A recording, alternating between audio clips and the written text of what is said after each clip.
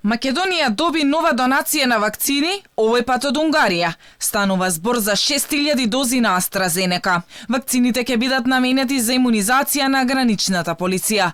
Но кај нас, AstraZeneca се дава само на граѓани над 60 години, а такви меѓу полицајците нема, бидејќи имаат бенефициран стаж. По овие вакцини ќе бидат употребени за повозрасните граѓани, а 3000 полицајци ќе бидат покриени со вакцини од други производители кои се на располагање во моментов. Унгарскиот министер за надворешни работи Сијарто истакна дека полицијата е клучна алка во борбата против пандемијата, но и за заштита од зголемениот број на мигранти кои доаѓаат преку Балканската рута.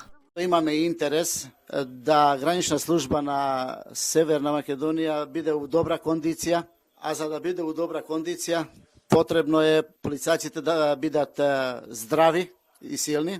Доколку полицајците стануваат жртви на коронавирусот, тогаш нема да бидат во состојба да ја обезбедат границата, а доколку не можат да се обезбедат сопствената граница, тогаш мигрантската опасност многу брзо ќе се пренесе на границите на Унгарија.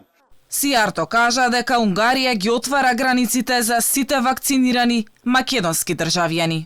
Започнувајќи од петок, сите оние граѓани на Северна Македонија кои веќе имаат примено вакцина, без други рестрикции, може слободно да патуваат помеѓу двете држави.